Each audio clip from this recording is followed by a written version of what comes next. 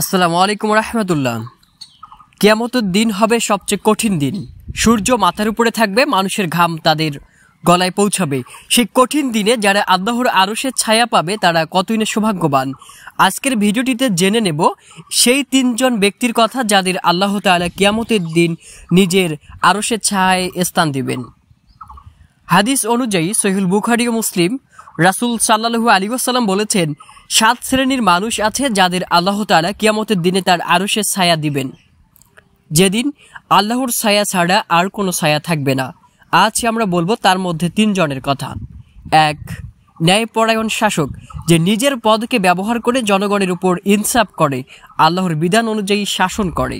2, এমন যুবক যে আল্লাহর ইবাদতে বেড়ে ওঠে, যার যৌবন সময় কাটে নামাজ, কুরআন ও জিকির ও নেক আমলে। 3, এমন ব্যক্তি যার অন্তর মসজিদের সাথে জড়িয়ে থাকে, যে ব্যক্তি মসজিদ থেকে বের হওয়ার পরেও তার মন পড়ে থাকে কখন আবার নামাজ পড়বে। প্রিয় দিনী ভাই ও বোন, এই গুণগুলো আমাদের জীবনে আনার চেষ্টা করলেই আল্লাহ তাআলা আমাদের কিয়ামতের কঠিন দিনে নিরাপত্তা দিবেন ইনশাআল্লাহ।